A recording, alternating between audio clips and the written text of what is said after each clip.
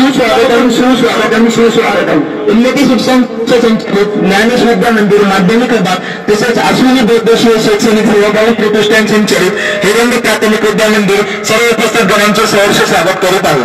आज आपण इथे 74वा प्रजासत्ताक दिन साजरा करण्यासाठी एकत्र जमलो आहोत। अमर शहीदों को सर झुकाने आए हैं, जय हिंद जय भारत कहने आए हैं, उन सभी का आज दिल से स्वागत है जो प्यारे तिरंगे को लहराने आए हैं, जो प्यारे तिरंगे को लहराने आए हैं। सर्व उपस्थित अतिथीगणांना मी अशी विनंती करतो की त्यांनी आपल्या शुभ हस्ते ध्वजारोहण करावे। सर्व शिक्षकांना मी अशी विनंती करतो की त्यांनी राष्ट्रगीतासाठी एकत्रित यावे।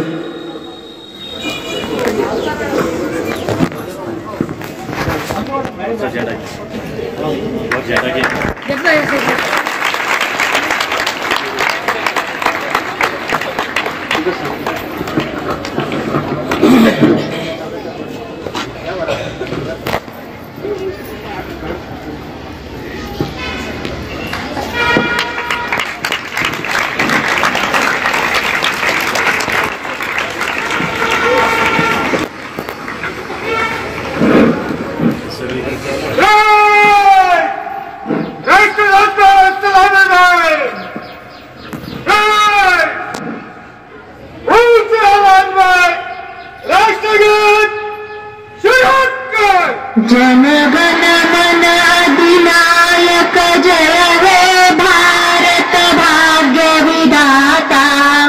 पंजाब सिंधु गुजरात मराठा द्राविड उत्कल गंगा, विंध्य हिमाचल यमुना गंगा, उच्छल जलधि तरंग।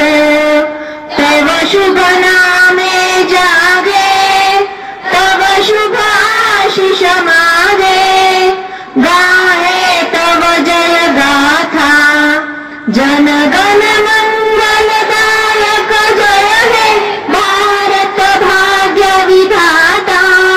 जय हे जय हे जय हे जय जय जय जय हे। भारत माता की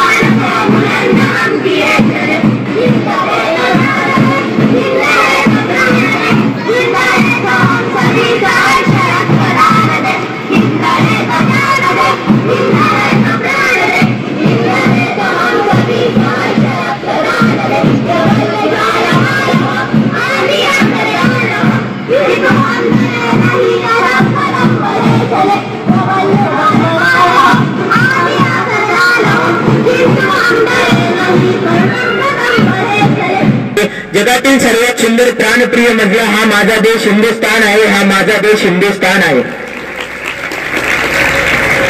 मित्रांनो, आज 26 जानेवारी म्हणजे प्रजासत्ताक दिन। दिनांक 26 जानेवारी 1950 रोजी भारतीय संविधान अंमलात आले, त्यामुळे हा दिवस प्रजासत्ताक दिन म्हणून ओळखला जातो। आजच्या कार्यक्रमाचे प्रमुख अतिथी ज्यांच्या शुभ हस्ते आज आपण ध्वजारोहणाचा कार्यक्रम संपन्न केला असे माननीय बाबासाहेब आसाराम गोजरे, चेअरमन विविध कार्यकारी सहकारी सोसायटी यांचे स्वागत उन्नती शिक्षण संस्थेचे अध्यक्ष माननीय शैलेंद्र विटेरे सर यांनी करावे अशी मी त्यांना विनंती करतोय।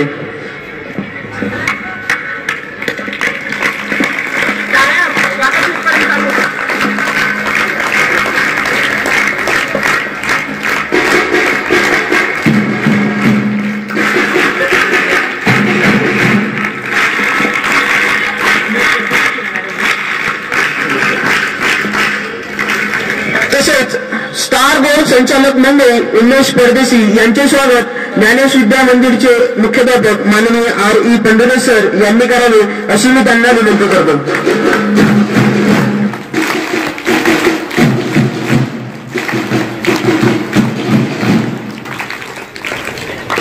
तसेच व्यासपीठावर विराजमान उन्नती शिक्षण संस्थेचे सचिव आदरणीय मीनाक्षीताई विटोरे मॅडम, उन्नती शिक्षण संस्थेचे अध्यक्ष माननीय श्री शैलेंद्र विटोरे सर, अश्विनी सेवा भाऊ प्रतिष्ठानचे अध्यक्ष माननीय पूजाताई परे मॅडम, माध्यमिक विभागाचे मुख्याध्यापक माननीय R.E. पंढरे सर, माध्यमिक विभागाचे उपमुख्याध्यापिका माननीय S.R. आरदवार मॅडम, हेरंब प्राथमिक विद्या मंदिरचे मुख्याध्यापक Shri P.G. Pawar sir, Heramb kids English स्कूलचे लंकाताई कोल्हे मॅडम यांचे सर्वांचे मी शाब्दिक शुभेच्छांनी स्वागत करतो.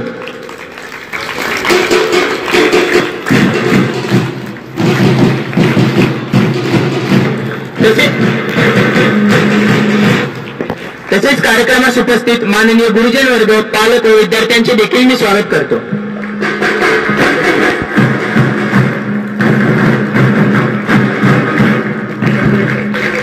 मी माननीय बाबासाहेब आसाराम गोजरे काका व उमेश परदेशी सर यांचा अल्पसा परिचय देण्यासाठी माध्यमिक विभागाचे मुख्याध्यापक माननीय R.E. पंढरे सर यांना आमंत्रित करतो. आज आपल्या उन्नती शिक्षण संस्था संचलित ज्ञानेश विद्या मंदिर आणि अश्विनी बहुउद्देशीय शैक्षणिक सेवा प्रतिष्ठान संचलित हेरंब प्राथमिक विद्या मंदिर या दोन्ही शाळेच्या वतीने या प्रशालेच्या मैदानावर आज आपण जो प्रजासत्ताक दिन साजरा करत आहोत, या प्रजासत्ताक दिनानिमित्त उपस्थित सर्व पालक, विद्यार्थी, शिक्षक बंधू भगिनी आणि व्यासपीठ यांचं मी पहिल्यांदा हार्दिक स्वागत करतो. या भव्य दिव्य अशा कार्यक्रमासाठी आपण इथे जमलो आहोत. ज्या पाहुण्यांच्या हस्ते आज ध्वजारोहण झालं त्या सन्माननीय पाहुण्यांचं मी अल्पसा परिचय देतो. मान्य श्री डॉक्टर बाबासाहेब आसाराम गोजरे हे आज आपल्या संस्थेच्या शाळेच्या विनंतीला मान देऊन येथे उपस्थित आहेत. त्यांच्या हस्ते आपण जे ध्वजारोहण संपन्न केलं आहे हे आपलं आज मी भाग्य समजतो. डॉक्टर बाबासाहेब आसाराम गोजरे हे वर्जी मुक्काम पोस्ट दावरवाडी तालुका पैठण येथील रहिवासी आहेत. अतिशय नावाजलेले नामांकित सेवाभावी वृत्तीचे डॉक्टर बाबासाहेब गोजरे यांनी 12वी सायन्स पर्यंत शिक्षण घेऊन शिक्षण जरी कमी असेल तरी पूर्ण औरंगाबाद जिल्हा पैठण तालुक्यात त्यांचं नाव आहे. MPW म्हणजे त्यांनी आरोग्य विभागात सेवा केली आहे. जवळपास 14 वर्ष चाइल्ड केअर सेंटर ते चालवतात. त्यांनी MPW पदावर जवळपास 14 वर्ष नोकरी केली आहे. विशेष म्हणजे या धावपळीच्या किंवा लोक जे शेतीच्या उत्पादनासाठी विविध केमिकल वापरून जे उत्पादन घेतात अधिकचे अधिक उत्पादन करण्यासाठी प्रयत्न करतात आणि त्याचा आरोग्यावर परिणाम होतो. हे सगळं टाळण्यासाठी सेंद्रिय शेती, सेंद्रिय शेतकरी म्हणून सेंद्रिय खतं निर्माण करून सेंद्रिय शेतीचा वापर करून पिकं घेणारे डॉक्टर बाबासाहेब गोजरे आज आपल्याकडे आहेत. हे आपल्यासाठी एक अभिमानाची गोष्ट आहे.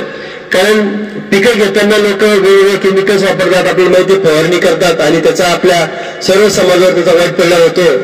हे डॉक्टर बाबासाहेब गोजरे आजही सेंद्रिय शेती करतात.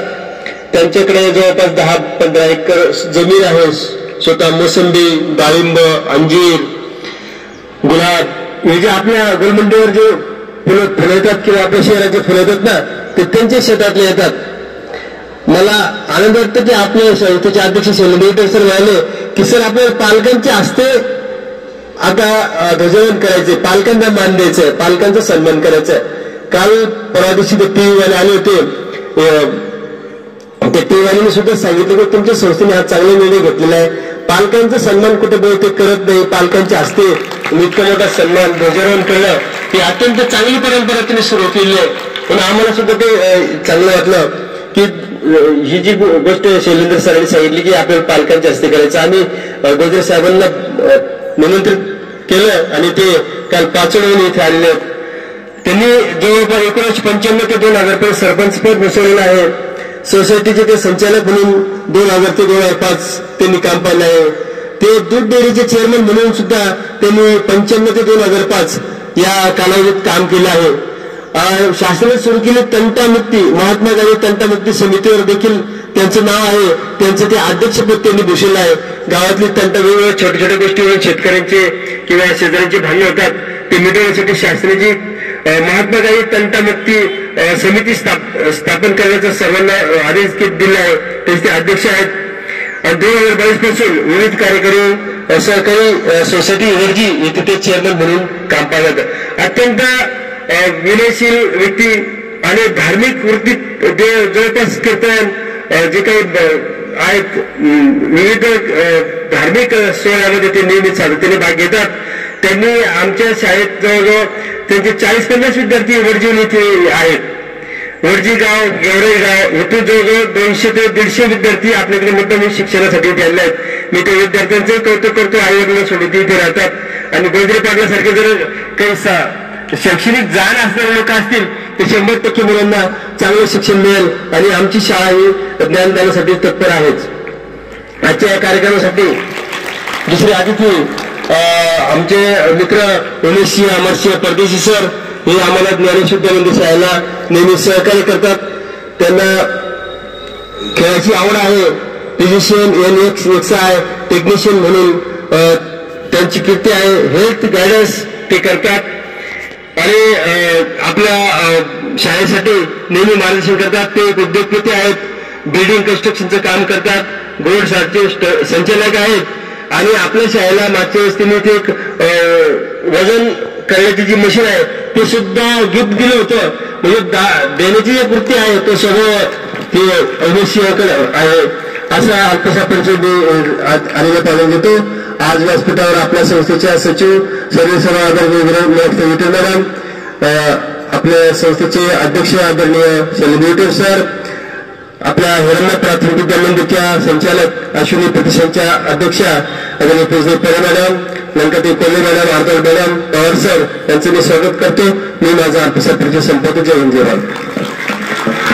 सर्वजण ज्या मंगल दिवसाची पाहत होते आतुरतेने वाट, सूर्याच्या सोनेरी किरणांनी मिटला अंधार, उजाडली प्रजासत्ताक दिनाची पहाट. प्रत्येक भारतीयाच्या हृदयात निर्माण झाली देशप्रेमाची लाट. भारत मातेला वंदन करूया आजच्या कार्यक्रमाला सुरुवात. करूया आजच्या कार्यक्रमाला सुरुवात. यानंतर देशभक्तीपर गीत घेऊन येत आहे बालवर्गाचे चिमुकले आणि करण्यात आलेले. सबसे बड़ा अपराध अनाज सोना अधवरत के साथ संगत करना है.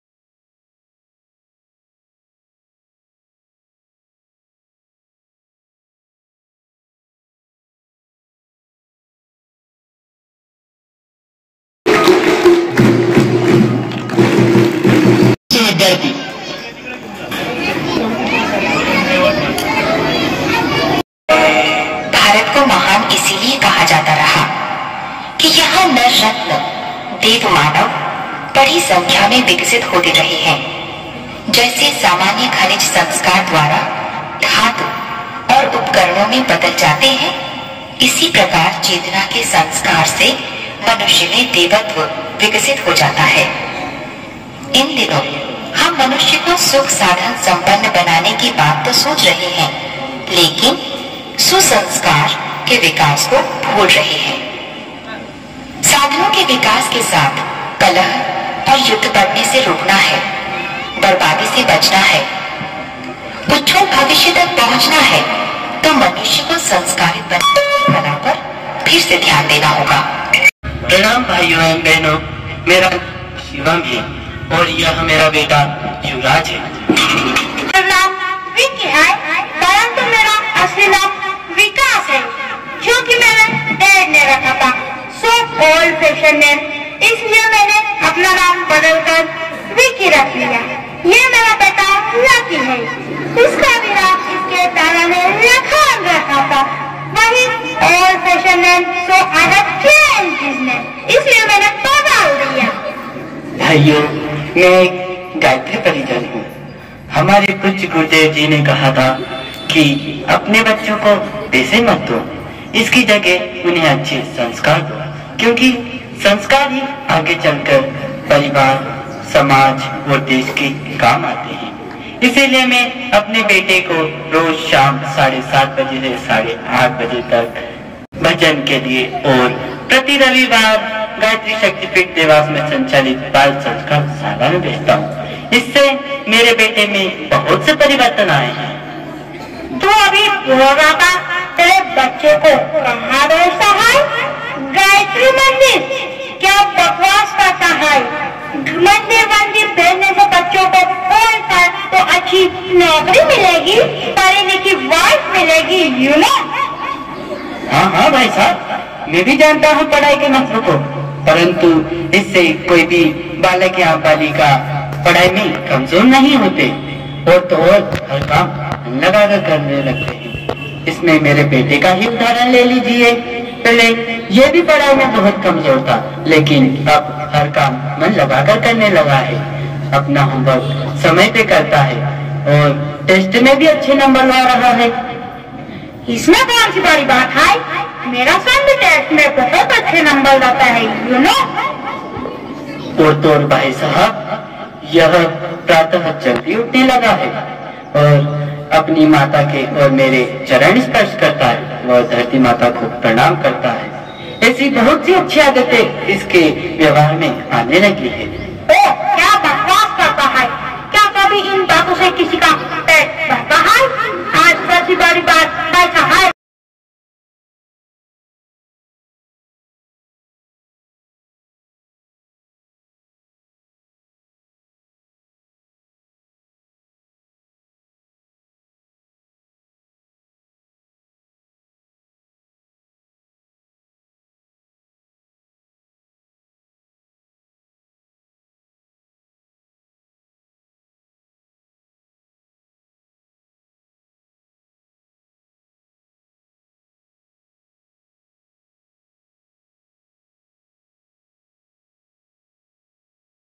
भाइयों, आज आप लोगों के आशीर्वाद से और परम पूज्य गुरुदेव के आशीर्वाद से मेरा बेटा एक डॉक्टर बन चुका है और गाँव में जाकर कम से कम फीस में गरीबों की सेवा करता है। हाय, पहचाना मुझे? I am Vicky and I am Lucky. Oh, क्या बेवकूफी की बात करता है, बेवकूफ कहीं का। देख, आज मेरा बेटा बहुत बड़ा इंजीनियर बन चुका है। हमारे पास करोड़ों का बैंक बैलेंस है। तेरे पास क्या है? संस्कार और आशीर्वाद। अभी भी समय या बाजार, अभी भी समय है। ये सब किताबी बातें हैं, यू नो।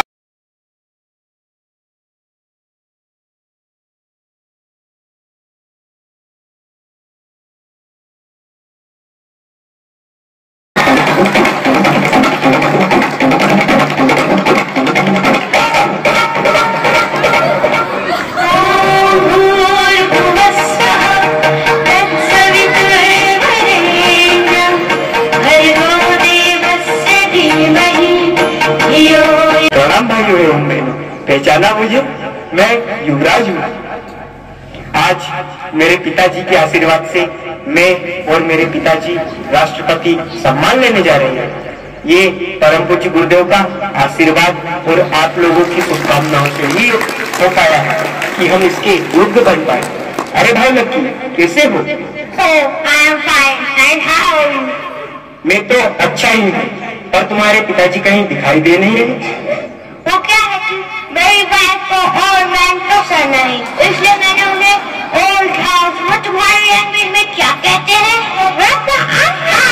वही वृद्धाश्रम भेज दिया। वहाँ उनके जैसे कई दोस्त मिल जाएंगे और उनका टाइम भी पास हो जाएगा।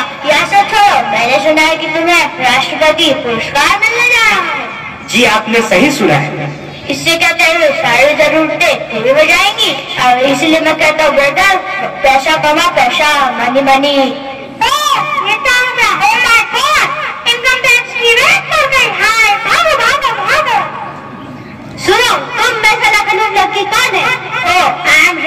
तुम्हें गिरफ्तार किया जाता है। लेकिन मेरा फॉल्ट क्या है? भ्रष्टाचार के जुर्म में तुम्हें गिरफ्तार किया जाता है। Inspector, arrest. अरे भाई, मैंने आपकी और आपके सामाजिक कार्यों के बारे में बहुत सुना है। मैंने सुना है कि आपको राष्ट्रपति पुरस्कार भी मिलने वाला है। मैं आपको सैल्यूट करता हूँ। अरे भाई, इसकी कोई आवश्यकता नहीं। ये तो मेरे माता पिता और परम पूज्य गुरुदेव का आशीर्वाद है कि मैं इसके योग्य बन पाया और ये सेवा कर पा रहा हूँ। ईश्वर ने मुझे तुझ जैसी संतान दी। मुझे नाज है बेटा तुम पर। भाइयों एवं बहनों, मैं आपसे निवेदन करता हूँ कि आप भी अपने बच्चों को पैसों की अपेक्षा में संस्कार दीजिए, क्योंकि संस्कार ही आगे चलकर काम आते हैं, जैसा कि आप लोगों ने देखा।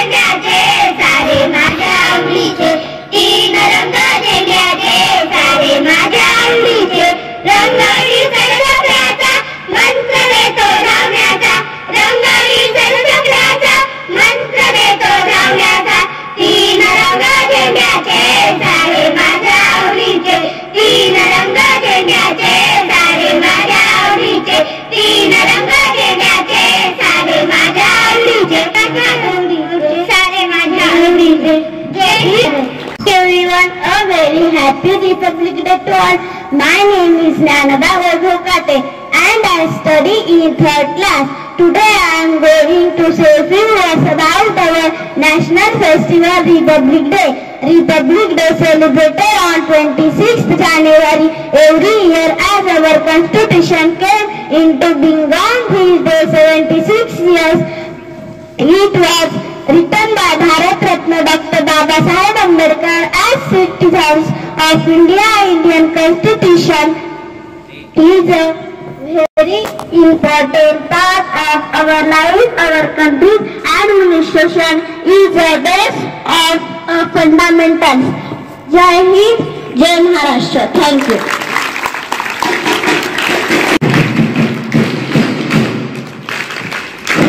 देशासाठी लढले ते अमर हुतात्मे झाले, ते देशासाठी लढले ते अमर हुतात्मे झाले. सोडिले सर्व गर्दा त्यागिले सुखी संसार, सोडिले सर्व गर्दा त्यागिले सुखी संसार.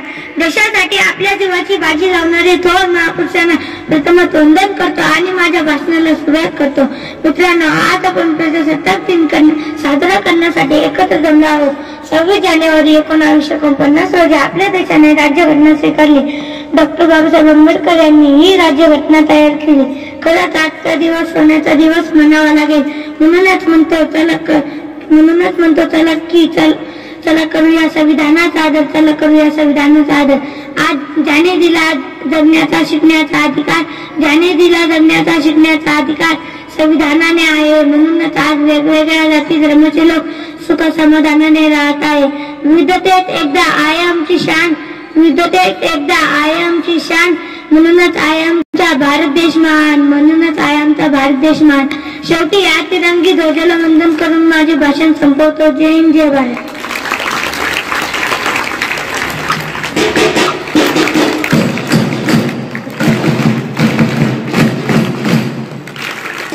Speech.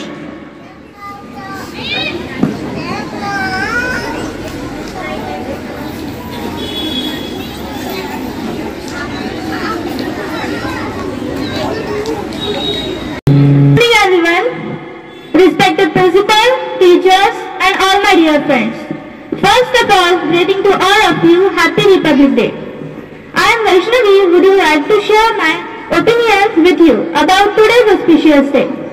Today is the 26th January and we are celebrating 74th Republic Day. Republic Day is a national festival of India. On 26th January 1950, India became Republic. Our constitution was ready on this day. Our constitution is on this day. Dr. Babasaheb Ambedkar is the father of our Indian constitution. Indian constitution is the largest written constitution in the world. It gives us a fundamental rights like freedom of speech, education, religions and more. Our constitution was ready after 2 years, 11 months and 18 days.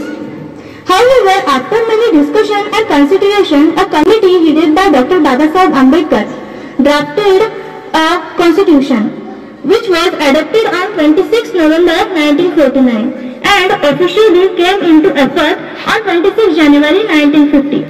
This day we are celebrating for Indian Constitution, struggle and sacrifice. The national anthem started to play. The President of India hoists the flag at India Gate. We need a constitution in order to conduct the nation in a good manner. Some like Sunday, some like Monday, but I love only one day, and that is a Republic Day. Jai Hind, Jai Bharat. Thank you. Thank you, Vaishnavi. Information about Republic Day. How Dr. Babasaheb Ambedkar's fundamental rights are important in our life. आज अपना मनोगत व्यक्त करने के लिए मैं अश्विनी को आमंत्रित करता हूँ. आदरणीय प्राचार्य महोदय, सम्मानित शिक्षकगण और मेरे प्यारे मित्रों, आज 26 जनवरी है हमारा गणतंत्र दिन. ये वो दिन है जब हर भारतीय के मन में देशभक्ति की लहर और मातृभूमि के प्रति अपार स्नेह और सम्मान जाग उठा है. मैं आप सभी को गणतंत्र दिन की शुभकामनाएं देती हूँ. Happy Republic day. क्या है ये रिपब्लिक? क्या अर्थ है गणतंत्र का? दोस्तों, गणतंत्र का अर्थ है जनता के द्वारा शासन, यानी जनता के द्वारा फैसला लिया जाएगा कि वे अपने नेता का चयन करे और जनता के बोलने पर ही वो काम करे, जनता के बोलने पर ही काम करे. हमारे संविधान को बनने में 2 वर्ष 11 माह और 18 दिन लगे. डॉक्टर भीमराव अंबेडकर के नेतृत्व में हमारा संविधान बनाया गया. हमारा संविधान 26 जनवरी 1950 को 10:24 पर लागू किया गया. संविधान को बनाने का उद्देश्य यह था कि लोगों को उनके अधिकार दिलाने थे और देश को चलाने के लिए नियम और कानून बनाए गए. हम अपनी जान के दुश्मन को जान कहते हैं, मोहब्बत की इसी मिट्टी को हिंदुस्तान कहते हैं। जो दुनिया में सुनाई दे उसे कहते हैं खामोशी, जो आंखें में दिखाई दे उसे तूफान कहते हैं। जो ये दीवार का सुराग है साहब, जो ये दीवार का सुराग है, चाइना, अमेरिका, पाकिस्तान साजिशों का हिस्सा है और हम इसे अपने घर का रोशनदान कहते हैं। आजादी, आजादी का मतलब वही समझ सकता है जिसने कभी किसी की गुलामी की है, और हम सौभाग्यशाली है कि हमने स्वतंत्र भारत में जन्म लिया। यूं तो आजादी की लौ 1857 में ही जल चुकी थी, लेकिन वो मशाल बनकर गिरी 1947 में और हमारे भारत को आजाद कराई। उसके बाद 62, 63, 71 के युद्ध में अपना सुहाग गवा देने वाली औरत। हालात ये हो जाया करते थे, मांग का सिंदूर गया, घर के हालात ये हो जाया करते थे कि मांग का सिंदूर गया, नन्हे नन्हे ननिहालों की लंगोटी आ गई, छोटी छोटी बेटियों की चोटी आ गई, बाप की कमाई गई, भाई की पढ़ाई गई। ऐसा एक विस्फोट हुआ कि पता ही नहीं चला, पूरे जिस्म की बोटियां चली गई। आपके लिए एक आदमी मरा होगा साहब, लेकिन मेरे लिए मेरे घर की 2 रोटियां चली गई वाले हालात पैदा हो जाने के बाद भी एक माँ अपने बेटे को सरहद पे दुश्मनों की धज्जियां उड़ाने के लिए भेज देती थी और खत लिखाकर भेजा करती थी कि अम्मा ने खत लिखा है बड़े चाव से, पुत्र मेरे ना घबरा जाना, 1 इंच भी पीछे ना आना, चाहे इंच इंच कट जाना, चाहे इंच इंच कट जाना। तो पूरा परिवार अपनी देशभक्ति साबित कर रहा होता था। तब देश बलिदान मांगता था, तब देश मर जाने को कहता था, तब देश मिट जाने को, फांसी चढ़ जाने को कहता था। परंतु आज देश ना मर जाने को कहता है, ना मिट जाने को कहता है और ना ही फांसी चढ़ जाने को कहता है। बल्कि मेरे विचारों में जो व्यक्ति अपना काम पूरी मेहनत, ईमानदारी और लगन से करे ना, वही सच्चा देशभक्त है। मैं नहीं मानती फेसबुक और व्हाट्सएप का डीपी 3 रंग में रंगना ही सच्ची देशभक्ति है।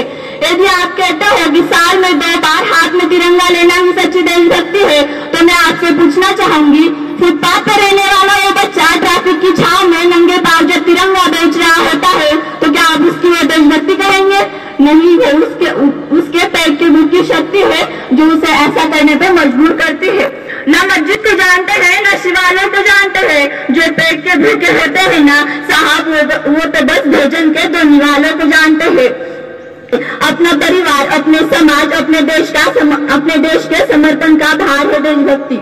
हर देशद्रोही के जीवन में आने वाला तूफान ही हमारी सच्ची देशभक्ति, ताकि हर देशद्रोही ये समझ सके, तू परिंदा है तो ये आसमान तेरा है, तू दरिंदा है तो ये शमशान तेरा है, भाईचारे से जीना है तो जी ले इस जमीन पर, वरना ये कब्र भी तेरी है और ये कब्रिस्तान भी तेरा है। लेकिन एक देशद्रोही से ज्यादा देशभक्ति तब आहत होती है तब एक बेटा अपने बूढ़े माँ बाप को वृद्धाश्रम की चौखट पे छोड़ाता है। करा उठती है वो देशभक्ति तब मुसीबत में पड़ने वाले लोगों की जान बचाने से ज्यादा हम सेल्फी लेकर अपनी लाइफ बढ़ाने में लगे रहते हैं। और आज की युवा जिनके ऊपर जिम्मेदारियां थी अपने राष्ट्र की, अपने देश की, अपने परिवार की आशाओं को बांधे रखना, आज वही युवा अपनी 4x4 स्क्रीन के ऊपर अपनी कोमल उंगलियों के क्वेश्चन मात्र से अपने भावनाओं की इमेज भेज रहा है और अपना भविष्य तबाह कर रहा है। हम ना ऐसे समाज में जीते हैं जहाँ पत्थरों को लगाए जाते हैं 56 भेद और दूसरी ओर भूखे तड़पते प्यासे सो जाते हैं लोग। मजदूर को मजदूर समझे, मजबूर नहीं। गरीब को काम दीजिए, दान नहीं।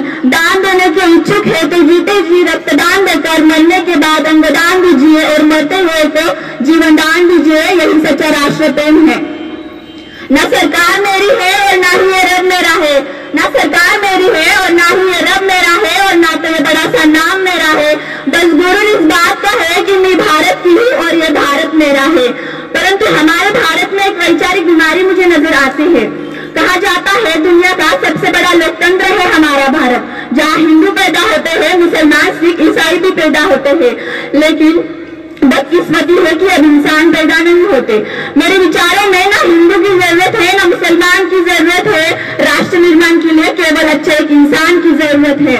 जरा सोच कर देखिए, पेड़ पौधे और शाखाएं भी परेशान हो जाए अगर परिंदे भी हिंदू और मुसलमान हो जाए। एक शैक्षणिक बीमारी भी हमारे भारत में मुझे नजर आती है। बड़े आश्चर्य की बात है, जिस देश ने पूरी दुनिया को तक्षशिला और नालंदा देकर विश्वविद्यालय शिक्षा की बुनियाद रखी, आज 1967 विश्वविद्यालयों में हमारा एक भी विश्वविद्यालय खड़ा नहीं हो पाता। जिस ओर हमारे पास IIT, NIT, IIM जैसे शिक्षण संस्थान है, वही दूसरी ओर गरीबों को बेरोजगारी के जमात में खड़ा करके उनके हाथों में शिक्षण अभियान का चुनगुना पकड़ाया दिया जाता है। इस शैक्षणिक बीमारी का कारण केवल एक है, हमारी शिक्षा नीति केवल 2 तरीकों के लोगों के लिए बनती है, पहले जो विद्वान है और दूसरे जो धनवान है। इसी तरह की कई गजब बीमारियां हमें अपने भारत में नजर आती है। इसका कारण है हमारा अंधविश्वास। आज की युवा जब तक मंदिरों में जाकर नारियल फोड़ कर भगवान को रिश्वत लगाता रहेगा, तब तक तो ना हमारे देश से अंधविश्वास खत्म होगा और ना ही राष्ट्र निर्माण संभव होगा। पूरी दुनिया ने हमारी संस्कृति और हमारी सभ्यता को शीश नवाया है, तो हमने आस्था के नाम पर क्यों अंधविश्वास फैलाया है? मेरे विचारों में राष्ट्र निर्माण तब तक संभव नहीं हो पाएगा तब तक हमारे देश में महिलाओं की पूजा नहीं, उनकी इज्जत की जाएगी। राष्ट्र निर्माण तब तक संभव नहीं हो पाएगा तब तक हम जाति का निरीक्षण नहीं, सामाजिक शिक्षा का गर्भपात करेंगे। राष्ट्र निर्माण तब तक संभव नहीं हो पाएगा तब तक स्वच्छता अभियान में केवल सरकार ही नहीं बल्कि सड़क पर चलने वाला हर एक नागरिक हाथ बटाएगा। असल मामले में राष्ट्र निर्माण तब तक संभव नहीं हो पाएगा तब तक एक गरीब बच्चा मध्याह्न भोजन के लिए नहीं बल्कि ज्ञानार्जन के लिए सरकारी स्कूलों के कदम पे चौकट पे कदम रखेगा। और राष्ट्र निर्माण तब तक संभव नहीं हो पाएगा तब तक एक नागरिक नैतिक रूप से सटीन, चारित्रिक रूप से भ्रष्ट, मानसिक रूप से दिवालिया, धार्मिक रूप से गंदा, राजनीतिक रूप से अंधा, ये सब चलता रहेगा तब तक राष्ट्र निर्माण संभव नहीं हो पाएगा। मैं भारत की बेटी, राष्ट्र निर्माण संभव नहीं हो पाएगा। I being an Indian, I being a student, I being a simple daughter of this motherland, proud to be an Indian। मैं सल्यूट करना चाहूंगी हमारे रक्षा करने वाले सड़क पे खड़े उस नौजवान को। मैं सल्यूट करना चाहूंगी हमारे पुलिस प्रशासक और किसानों को और देश के उस हर नागरिक को जो अपना काम पूरी मेहनत और ईमानदारी से करता है। मैं भारत की बेटी आज इस मंच पर यह कहना चाहूंगी, राष्ट्र निर्माण तब संभव हो पाएगा तब हम सब मिलकर प्रयास करेंगे हमारे देश को आगे ले जाने की। हमारे देश की जिम्मेदारी नहीं बनती हमें आगे ले जाने की, बल्कि हमारी जिम्मेदारी है हमारे देश को आगे ले जाने की। बस अंत में यही कहना चाहूंगी, मेरा हिंदुस्तान महान है, महान था, महान है और महान रहेगा। होगा हौसला सबके दिलों में बुलंद तो एक दिन पाकिस्तान भी जय हिंद कहेगा। जय हिंद, जय भारत। भारत माता की, भारत माता की वंदे, वंदे। धन्यवाद।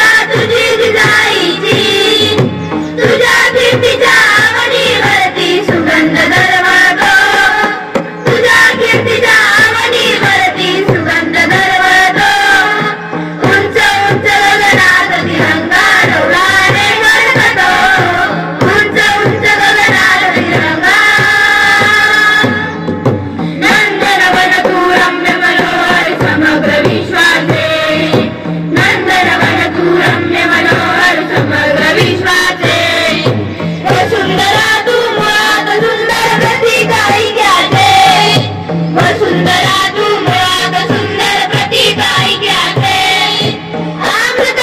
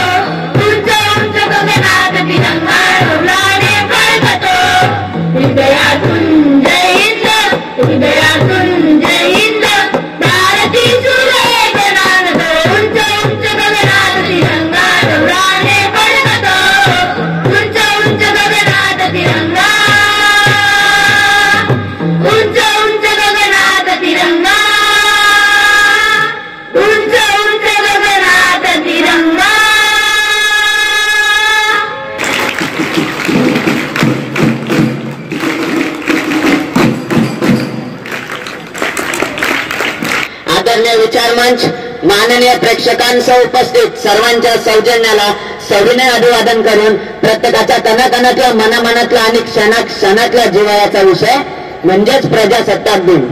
आज 74व्या प्रजासत्ताक दिनानिमित्त मी प्रणव रामदास देशमुख आपणाशी संवाद साधत आहे. निळ्या शारनबांमध्ये तिरंगा माझ्या दिमाखात डोलतो, सांगण्यास दयाचे ठेरवी, गर्वाने मी आज बोलतो, गर्वाने मी आज बोलतो.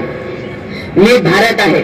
मला वेदांच्या ऋषींनी जन्म दिला आहे. माझी ओळख देण्यासाठी एवढंच पुरेसे आहे की अमृत स्वरूप गंगा माझी आई आहे. मी ऋषींच्या आश्रमात वाढलो आहे, युगपुरुषांचे बोट धरून चालत आहे आणि संघर्षाच्या प्रचंड अग्नीत पोळलो आहे. माझ्या इतिहासाचे पहिले पान तेव्हा लिहिले गेले होते जेव्हा माणसाने वेळेचा दिवस आणि तारखेत वाटणी करणे शिकले नव्हते. आज मानचित्रावर माझी जी प्रतिमा आहे, मी तसा नव्हतो. अनेक तुकड्यात जनपद महाजनपदात विभागलो गेलो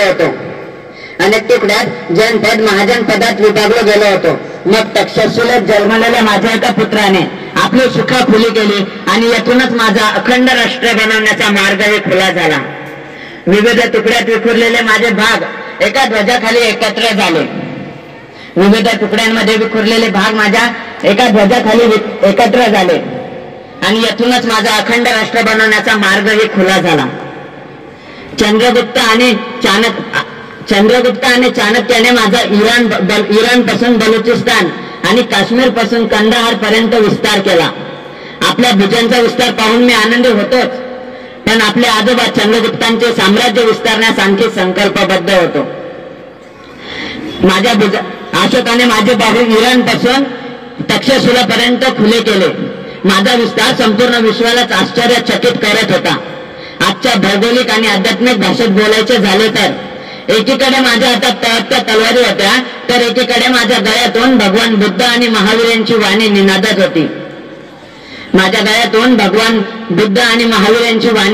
होती. काळाच्या पटावर मी कधी चाललो, कधी पळलो, कधी रांगलो, पण कधीही थांबलो नाही. कृष्णाचे वचन नेहमी माझ्या स्मरणात राहिले. कृतम मे दक्षिणे हस्ते जयो मे सत्य अहिता. जर मी उजव्या हाताने कर्म केले तर माझ्या डाव्या हातात विजय अवश्य असेल. कर्मयोगाच्या सिद्धांतावर चालत मी वैभव संपत्तीच्या शिखरावर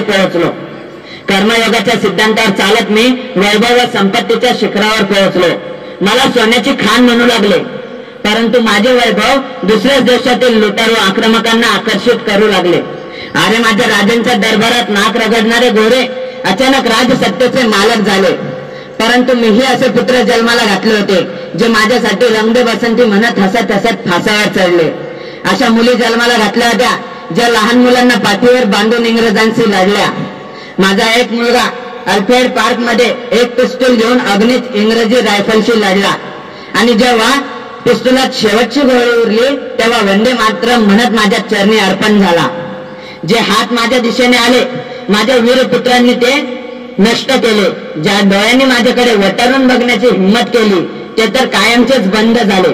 हुतात्म्यांच्या रक्तानं माझी जमीन भिजली आहे. स्वातंत्र्याचा 74वा सूर्य माझ्या भारी चमकला आहे, कारण माझ्या हृदयात शहीदांच्या समाध्या आहेत. आजच्या भौगोलिक आणि आध्यात्मिक भाषेत बोलायचे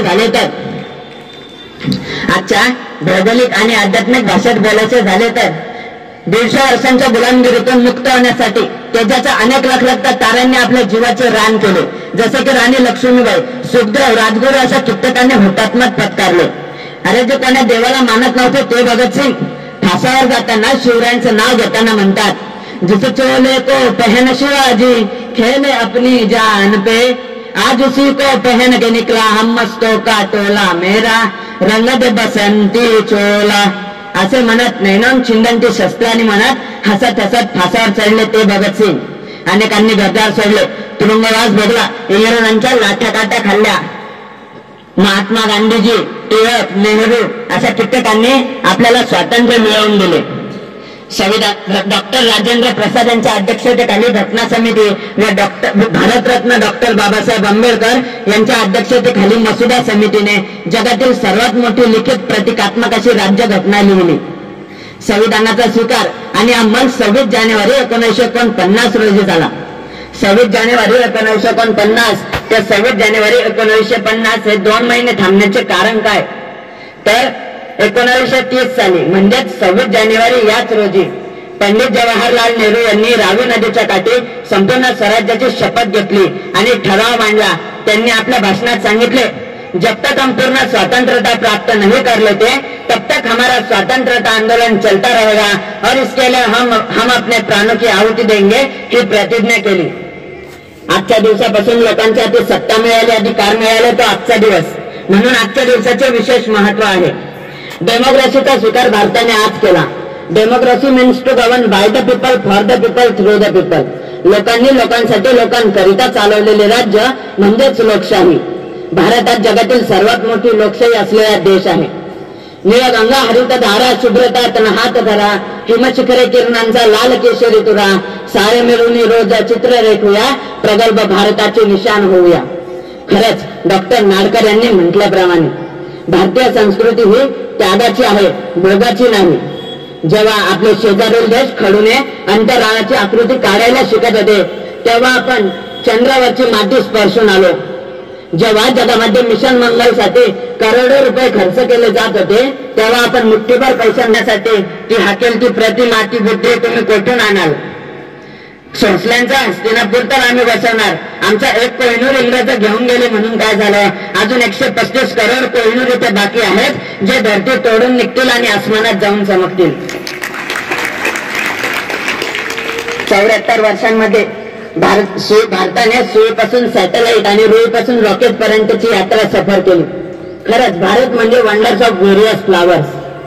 आज आपण सर्वांनी लोकशाहीची प्रतिमा सत्यात उतरवून देशासमोरील गरिबी, स्त्रियांवरील अत्याचार, बेरोजगारी, भ्रष्टाचार दूर करण्याचा संकल्प करूया.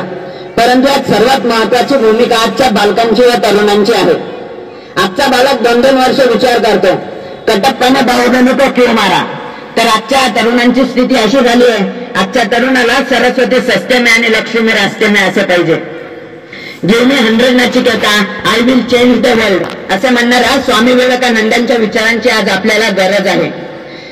जे शेवटी एवढेच म्हणेल, ज्या हजारांनी आपले घरदार सोडले, सुखाला लाताडले नव्हे तर मरणाला सीमेवर हसत हसत सामोरे जात आहेत, त्या सर्व शहीदांना श्रद्धांजली अर्पण करण्याचा आजचा दिवस. हिंदूंच्या हृदयात मुस्लिम आनंदात राहतील, हिंदूंच्या हृदयात मुस्लिम आनंदात राहतील आणि मुस्लिमांच्या दुःखात हिंदूंचे डोळे वाहतील. जातीयता, प्रांतताचा कुठेच नाव नसेल. स्त्रियांचा सन्मान आणि कायद्याचे राज्य असणारा माझा हिंदुस्थान असेल, माझा हिंदुस्थान असेल. तुमच्या मनगटात ताकद आहे सिंहालाही कवेत घेण्याची, तुमच्या नजरेत जरब आहे मृत्यूलाही थांबवण्याची आणि पुन्हा एकदा आभाळाला बोलवण्याचे आव्हान द्या आणि तुमच्या माझ्या सर्वांच्या भारत देशात पुन्हा एकदा सोन्याचा दौर निघू द्या, पुन्हा एकदा सोन्याचा दौर निघू द्या. जय हिंद, जय भारत, धन्यवाद. भारत माता की, भारत माता की, भारत माता की. धन्यवाद.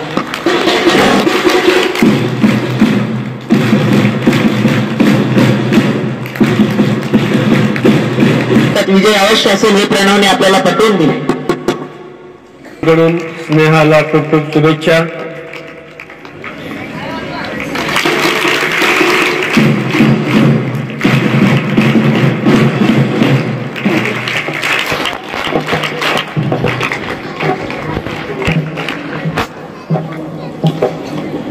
धन्यवाद सर्वांचं.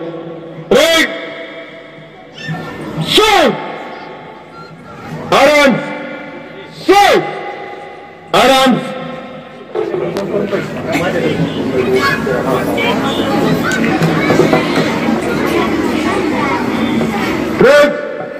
भारत माता की, भारत माता की. देश की रक्षा कौन करेगा? देश की रक्षा कौन करेगा?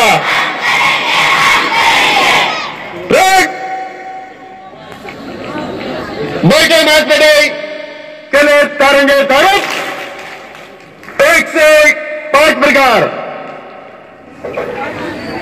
लगातार शुरू करेगा. पुरस्कार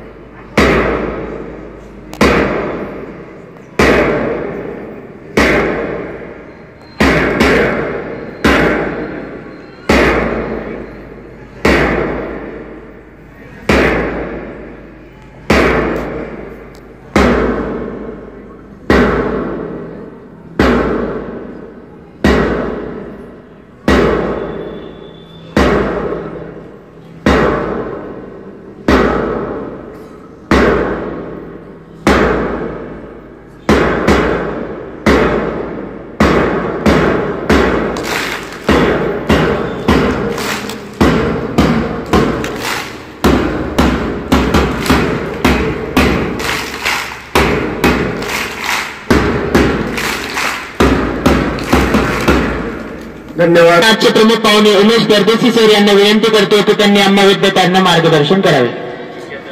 माननीय अतिथी, प्रमुख अतिथीगण, शाळेचे संचालक सर्व आणि प्रिय शिक्षक आणि इथे उपस्थित असलेले पालक आणि माझे प्रिय विद्यार्थी, सर्वांना मी प्रजासत्ताक दिनाच्या खूप खूप शुभेच्छा देतो.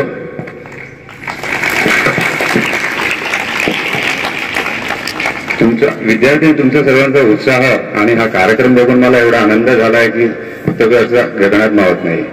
मी तुम्हाला एक गोष्ट सांगतो. 2 दिवसा अगोदर मी कॉन्व्हेंट शाळेच्या एक प्रोग्रामाला गेलो होतो. तिथे त्याचा प्रोग्राम पाहून मला असं एवढा आनंद नाही प्राप्त झाला. त्यांचं म्हणजे धांगड धिंगाणा स्टेजवरती असं संस्काराचा कुठेही मला असं दिसलं नाही एवढ्याशी. आणि आज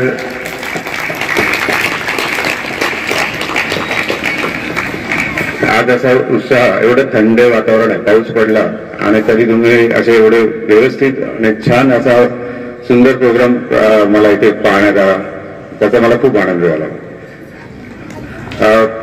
मी तुमचा जास्त वेळ घेणार नाहीये. तुम्हाला स्वप्न म्हणजे चांगले स्वप्न पाहणे आणि त्याच्यासाठी कसं पुढे जाता येईल, मला जसं स्टेजवर सांगितलं, सारे संस्कार करून, सारे संस्कार आणि चांगलं शिक्षण घेऊन तो डॉक्टर बनला. ठीक आहे. त्याला लागणारे त्याने अडचणी सर्व त्याचा कसा सामना केला, तर त्याच्या विद्या, मार्गदर्शन आणि याच्याप्रमाणे तो त्याने ते उच्च शिक्षण प्राप्त केलं आणि तो डॉक्टर झाला आणि तो सक्सेस झाला. त्याचप्रमाणे जे कॉन्व्हेंट किंवा असे उच्च, आम्ही फक्त स्वतःसाठी विचार करणारे, स्वतः पुढे जाणारे, समाजाला पुढे नेणार नाही, फक्त स्वतःचा मी स्वतः सुखी राहिलो का सगळं चांगलं आहे असा विचार करणाऱ्याकडे संस्कार कसे नसतात आणि ते आई वडिलांना कसे संस्कार देतात हे तुम्ही इथे पाहून घेतलं. त्यातून तुम्हाला उच्च आणि चांगलं शिक्षण करून प्राप्त झालेलं आहे. तसंच तुम्हाला येणाऱ्या पुढे शिक्षणात येणाऱ्या सगळ्या अडचणी याच्यात तुम्ही कसं पुढे जाल, म्हणजे तुमच्यात असणाऱ्या उणिवा हे तुम्ही लपवू नका. आज स्टेज शो करण्यासाठी कोण पुढे आलं, कोण मागे राहिलं, त्या मागे नाही राहायचंय. प्रत्येक गोष्टीत तुम्ही पुढे या, तुमची हिंमत वाढवा. तुमच्या राहिलेल्या उणिवा, मला याचं तुम्ही कमी आहे तर ते शिक्षकांच्या पुढे सांगा. स्वतःला मागे नका राहू. कुठेही तुम्हाला पुढे जायचंच बघा. मी पुढे राहीन, मी स्वतःला पुढे करेन तरच समाजाला पुढे नेईन. आणि हे करत असताना तुम्ही स्वतःचं जे लागणार आहे शिक्षण आणि त्याला तुमची उत्तम प्रकृती म्हणजे शरीर स्वास्थ्य हे फार महत्वाचं आहे. त्यासाठी तुम्ही बलशाली जसं आपण बनणार आहोत तसंच ते भारताला आपण प्रेझेंट करणार आहोत. तसं मी जास्त काही बोलू शकत नाही. ठीक आहे. धन्यवाद.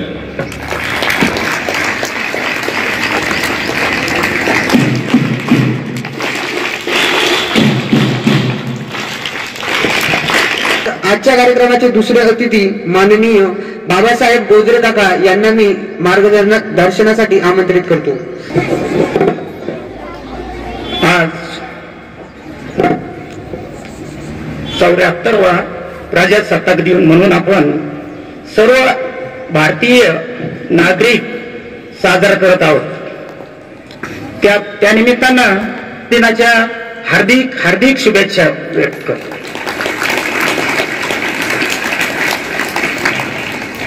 विद्यार्थिनी आणि आपण जमलेले सर्व पालक, आज आपल्या शाळेमध्ये आपल्या शाळेचे मुख्य म्हणजे आपल्या मीनाक्षीताई मॅडम आज आपल्या इथे उपस्थित आहेत. शैलेंद्रजी विठोरे सर, त्याच्यानंतर पूजा मॅडम, आपल्या शाळेचे मुख्याध्यापक श्री पंडुरे सर, उपमुख्याध्यापिका आरद्वार मॅडम, हेरमचे मुख्याध्यापक श्री पवार सर आणि कोले मॅडम, तसेच सर्व शिक्षक वृंद आणि जमलेले सर्व पालक, महिला आणि सर्व, आज आपण प्रजासत्ताक दिन साजरा करतो. म्हणजे काय तर 15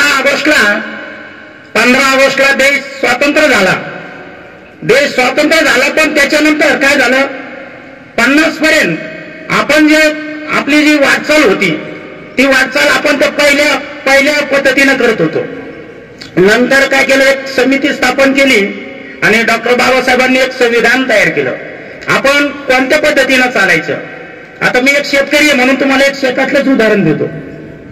एक नवीन शेती एका शेतकऱ्याने विकत घेतली. एक तुमच्या इथल्या स्टँडर्ड शिकलेल्या माणसांना असं समजून घेऊ, आणि शेती घेतली तर ती पहिल्यासारखीच 4 बांधाच्या आत कपाशी लावली, बाजरी लावली, हुलगं लावलं, बाजरी, असे वेगवेगळे पिकं घेतले, पण ते तसेच मागच्यानी घेतले ते तसेच. काय त्याच्यात काही बदल वाटना. म्हणून काय केलं का त्यांनी परिवारातून एक चर्चा केली की नाही याच्यात काहीतरी बदल करायला पाहिजे, आणि म्हणून त्या पद्धतीनं आपण आपल्या पद्धतीनं कशी करायला पाहिजे म्हणून आपण एक संविधान तयार झालं. आणि संविधान तयार करून आजपर्यंत जी वाटचाल चालू आहे ती अगदी गुण्यागोविंदाने चालू आहे. आपल्या इकडे पहा, सर्व जाती धर्मातील सगळे एकत्रित आहे. विद्यार्थी पहा, तुम्ही आपल्या शाळेमध्येच पहा ना, सर्व समाजातील विद्यार्थी एकत्र आहे. अहो इतकंच काय आहे, ज्यावेळेस आम्ही पालक म्हणून इथं समोर उभा राहतो ना, तर या मुलातून आम्हाला कळत सुद्धा नाही का आपला मुलगा कोणता आहे, आपली नात कोणती आहे, का आपला मुलगा कोणता आहे. इतकं व्यवस्थित आणि सारखे कळतं का कोण कोणाचं आहे, कोण कोणाचं कळत नाही. पालकांना विचार करावा लागत होता, आमची मुलगी कुठे येऊन राहिली, आमचा मुलगा हनुमजवळ आल्यावर म्हणावं लागतं हे आमचं आहे ते आमचं आहे. म्हणजे एक समानता इथं आपल्याकडे व्यवस्थित आहे. आपल्या इथं एक विशेष म्हणजे शाळेमध्ये सर कौतुक करायचं नाहीये, पण मी माझं वैयक्तिक बोलतो. मी माझे 5 नातू आपल्या शाळेत 1915ला इथं शाळेत प्रवेश केलेला आहे. 15ला 5 माझ्या गावातील टोटल 27 विद्यार्थी आहे, आणि पैठण तालुक्यातून 150च्या पेक्षा जास्त विद्यार्थी आपल्या ज्ञानेश विद्या मंदिर. मला कोणी आपल्या शाळेत कोणी असं प्रमोट केलं नाही. म्हणजे काय, आणि ह्या शाळेत आता मुलं नाही. मी आलो तर त्यावेळेस काय केलं, मी आजूबाजूच्या सर्व शाळा शोधल्या. तिकडे विचारलं कसं काय व्यवस्था आहे, तिकडे विचारलं कसं काय, इकडे बाजूला सगळ्या शाळेत चौकशी केली. सर्वांनी मला जास्तीत जास्त, विशेष करून सर एसटी कॉलनीतील प्रत्येक ज्येष्ठ नागरिकांनी सांगितलं जर व्यवस्थित शाळा असेल तर ज्ञानेश विद्या मंदिर आहे. एकदम स्तुती करत नाही. मला एक प्रमुख पाहुणे केलं म्हणून स्तुती करत नाही. मी आत्ता पण नाही, गावाकडे पण नाही, सतत सांगतो खरंच शाळा आहे. एक स्टँडर्ड व्यवस्थित बांधलेली शाळा आहे, उत्तरी बाग बगीचा आहे, व्यवस्थित बसायला जागा आहे, पालकांना सोय आहे, म्हणून ती शाळा योग्य समजू नका. अरे जिथं तुमच्या मुलांना घडवलं जातं, जिथून तुमचे मुलं काहीतरी पारितोषिक घेऊन येतात, जिथं तुमचे मुलं काहीतरी कर्तृत्वान होतात, जिथले मुलं तुमची इथं बोर्डावर असे छापलेले बोर्डावर तुमचे फोटो लागतात, त्या शाळेला महत्व द्या. का उगाचच कुठेतरी भपकाबाज शाळेला निवड करण्यापेक्षा योग्य अशी शाळा आहे आपली. आणि म्हणून मी माझ्या गावातील आणि परिसरातील सगळ्यांना मी सांगतो, खरंच योग्य शाळेची आपण इथं निवड केलेली आहे. सर एक उदाहरण द्यायचं म्हटलं तर मी एक पालक म्हणून इथं आलो. एक माझी ओळखीचे आपले नवीन शिक्षक झाले, आम्हाला आपल्या गावातल्या पद्धतीने बोलायची सवय. सर राम राम, आलो बसलो गप्पा मारून राहिलो. इतक्या तिकडून पंढरे सरांची एंट्री झाली. आता मी गावातील काही दिवस सरपंच होतो, सध्याला चेअरमन आहे. ते मोठेपणा नाही, पण मला वाटलं मी माझ्या धक्क्यात गेल्यासारखं गेलो, बोलत राहिलो. आपल्याला कोण काय म्हणून पंढरे सरांनी सरळ सांगितलं, मला तर नाही बोलले पण सरांना सांगितलं, सर शाळेचा टायमिंग आहे, शाळेत जाण, त्यांना नंतर बोला. अरे बापरे, बॅन इतकी व्यवस्थित शिस्त का नाही कोणाला नाही. तुम्ही बरोबर शाळेत येता. आता एक नवीन 10वीचे क्लासेस सुरू आहेत, रात्रीचे क्लास चालू आहेत. मॅडम मीनाक्षीताई मॅडम, अहो काय गरज हो इतक्या थंडी दारात. गेल्या महिन्यात जानेवारी 1 ते 5 पर्यंत, 1 ते 10 तारखेपर्यंत अशा थरथडी उडत होती. इतकी थंडी होती, बरोबर आहे ना विद्यार्थी, खूप थंडी होती ना. आणि 10वीच्या मुलांना तर असं वाटत होतं की आपण क्लासला रात्री लिहून करावी, इतकी थंडी होती, बरोबर. पण नाही, प्रत्यक्ष मॅडम दर दिवस अपडेट होतं. इतके मुलं इतक्या मुली, इतके मुलं इतके मुली शाळेत आल्याने, शाळेत जर नाही आले तर. आणि खरंच कडक शिस्त सर्वांना मी तर परत एकदा सांगेल, मीनाक्षीताईंना विनंती करीन, तुम्ही काम पाहताय पण तुमचा जो कडक असा स्वभाव आहे ना, तो कडक स्वभाव तुमच्यानंतर वारशाने पूजाताईंनी घ्यायला काय हरकत नाही हो. कारण पाहिजेच हो, कुठंतरी व्यवस्थित पाहिजे ना. आणि अजून एक विशेष बोलेल, शाळेची इमारतीवर याच्यावर त्याच्यावर त्याच्यावर जायचं नाही. आपले मुलं किती शिकतात, आपल्या मुलांना काय काय घडवलं जातं त्याचा विचार करायला पाहिजे. शाळा आज नाही उद्या होईल, बरोबर आहे. काही दिवसापूर्वी मी साधी आपली कोरडवाहू शेती करत होतो. खूप वेळा मी विनंती केली आपल्या शाळेतल्या शिक्षकांना, या माझ्या शेतीवर चक्कर मारायला या. ऑर्गॅनिक शेती 15 एकर आहे, कुठल्याही प्रकारचं रासायनिक खत न टाकता मोसंबी घेतो, डाळिंब घेतो, अंजीर घेतो. आता 1000 मोहगुनीचे झाडं लावले. गुलाब शेती आहे माझ्याकडे, निशिगंध आहे, बिजली आहे आणि परत गलांड पण आहे. सगळी शेती. आज औरंगाबादच्या दररोज शेती चौकात माझा मुलगा 50 ते 1 क्विंटल फुलं घेऊन येतो. इथं कशाचं प्रतीक आहे? फक्त शेती व्यवसाय करतो चांगल्या प्रकारचं, आणि शेती करून इथं मुलं शाळेत टाकले. कारण थोडा विचार करतो, फक्त शेतीची पारंपरिक करण्यापेक्षा घरात समजा आता वडिलांना 20 एकर होती, 2 भावात 10 आली, 2 मुलं झाले त्यांना 5-5 गेली, नातू 2 झाले, 2.5 एकर आली. शेती थोडीच वाढणार आहे, परिवार तर वाढतच चाललं ना. म्हणून कोणीतरी कुठेतरी व्यवस्थित कुठेतरी आपल्याला पाहिजे. आणि पूर्वी एक म्हण असायची, उत्तम शेती, मध्यम व्यापार आणि कनिष्ठ नोकरी. विद्यार्थ्यांना मी सांगतो, कनिष्ठ नोकरी आमच्या काळात म्हणत होते, बाबा तुमच्या काळात नाहीये. आता मी म्हणन उत्तम नोकरी, मस्तपैकी नोकरी, एकदम टॉप, एकदम राहणीमान चांगलं, घरदार चांगलं, नोकरी चांगली. आणि आता ते पगाराचे शब्दच बंद झाले. पॅकेज एकदम पॅकेजवर आलं. आता काय पॅकेज आलं? 4 lakh package, 5 lakh package, 10 lakh package. अहो मागच्या महिन्यात मी पेपरला वाचलं 72 लाख रुपये पॅकेज एका मुलीला. अरे बापरे, म्हटलं काय कमाल आहे राव. इतका पगार आहे. मी विद्यार्थ्यांना विनंती करतो, आज शिकायचं. तुमचे आई वडील इथं बसलेले, तुमच्यावर खूप त्यांचं हे आयुष्य. काही आई वडील फक्त तुम्हाला इथं शाळा आहे म्हणून ती इथं काहीतरी उद्योग करतात बरं का. काही इथं स्थानिक आहे, पण काही आई वडील, काहीचे आजोबा आजी आम्ही डबे घेऊन येतो त्यावेळेस पाहत होता, ते फक्त तुम्हाला शाळेसाठी ठेवतात. तुमच्यावर खूप भवितव्य आहे, तुम्ही शिकायचं. आता नोकरीचा प्रश्न विचार करताना तर सर्व मुलांना मी आश्वासन देतो, तुम्ही जर चांगल्या प्रकारची नोकरी चांगल्या प्रकारचं शिक्षण जर केलं आणि वर्गात जर टॉप येत गेले, जर शिक्षण जर चांगलं केलं, तर मुलांना विनंती करतो का बाबा हो, तुम्हाला नोकरी शोधायची गरज नाही, नोकरीवाला तुम्हाला शोधत येईल. बरोबर आहे ना? तर कारण आता माझा एक भाचा आहे, सिंहगड कॉलेजमध्ये शिकला, टॉप होता सर तो, MBA मध्ये टॉप होता. अहो अनेक कंपन्यावाले आणि अनेक बँकवाले त्याला तिथं नंबर 1 ला असल्यामुळे तिथं गेला. आज रोजी तो 75,000 रुपये महिना घेतो.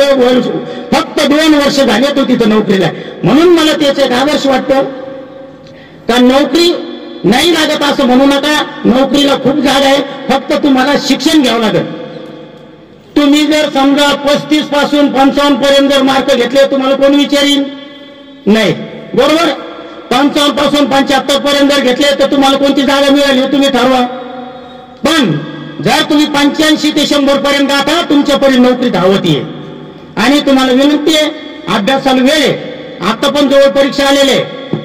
सर्वांनी, लहान मुलांनी विचार करू नका का आपल्याला खूप दिवस बाकी आहे, 10वी जायला आता कशाला अभ्यास करायचा. नाही, अरे पाया जर मजबूत असला तरच कळस चांगला दिसेल आणि मजबूत होईल.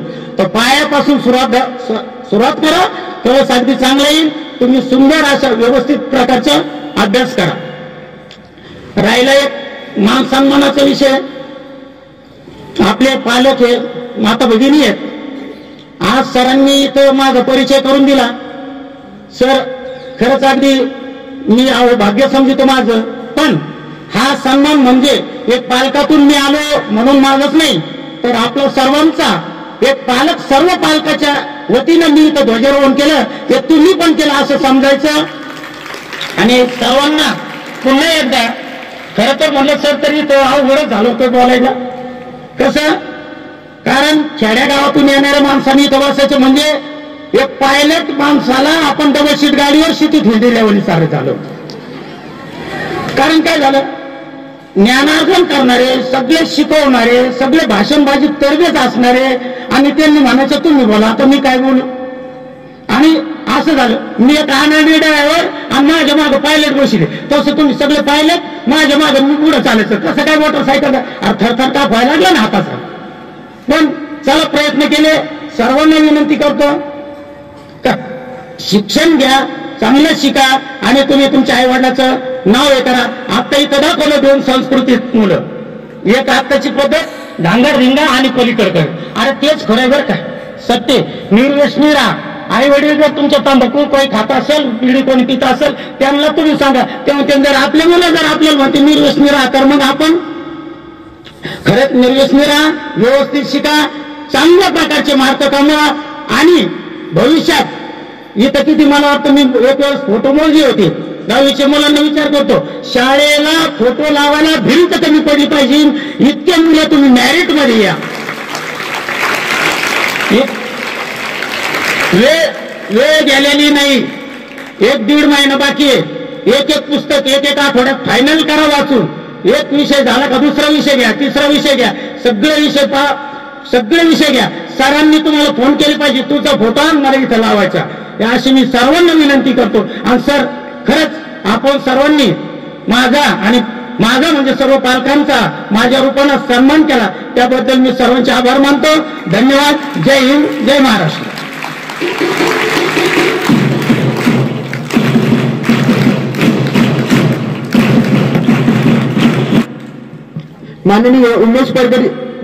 माननीय उमेश परदेशी सरांनी सांगितले की सर्वांनी स्वप्न बघितले पाहिजे आणि ते साकारात देखील आणले पाहिजे. म्हणतात ना, मंजिलें उन्हीं को मिलती है जिनके हौसलों में जान होती है, यूं ही पंख होने से कुछ नहीं होता, हौसलों से उड़ान होती है.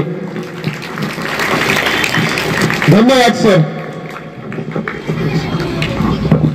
तसेच माननीय बाबासाहेब आसाराम गोजरे काका यांनी आम्ही विद्यार्थ्यांना उत्तम उदाहरणाद्वारे मार्गदर्शन केले, त्याबद्दल मी त्यांचे व माननीय उमेश परदेशी सर यांचे शाब्दिक शुभेच्छा स्वागत करतो.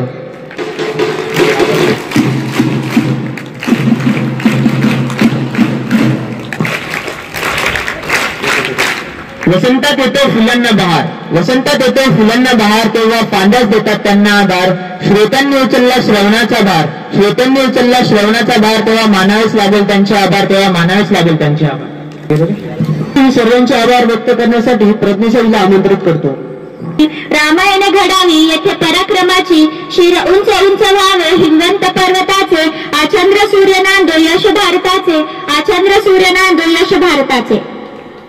कुणाचं तरी येणं म्हणजे नुसतं येणं नसतं, कुणाच्या तरी काळजावर कोरलेलं सुंदर लेणं असतं. लोकसेवेचं, समाजसेवेचं ते देणं असतं. समाजसेवेच्या ध्येयानं अहोरात्र झटणारे व्यक्तिमत्व म्हणजे आजच्या कार्यक्रमास उपस्थित माननीय बाबासाहेब आसाराम गोजरे, चेअरमॅन विविध कार्यकारी सहकारी सोसायटी, स्टार गोल्ड संचालक मुंबई यांनी वेळात वेळ काढून कार्यक्रमास उपस्थित राहिले व त्यांच्या मार्गदर्शनातून आम्हाला नवीन दिशा दिली, त्याबद्दल मी त्यांचे ऋणनिर्देशन करते. ज्ञानाचा, पावित्र्याचा एक आदरणीय कोपरा, अपूर्णाला पूर्ण करणारा, शब्दांनी ज्ञान वाढवणारा, जगण्यातून जीवन घडवणारा आणि तत्वातून मूल्य फुलवणारा असे व्यक्तिमत्व जपणाऱ्या उन्नती शिक्षण संस्थेच्या सचिव आदरणीय मीनाक्षीताई विटोरे मॅडम यांचे मी सर्वांच्या वतीने शतशः आभार व्यक्त करते.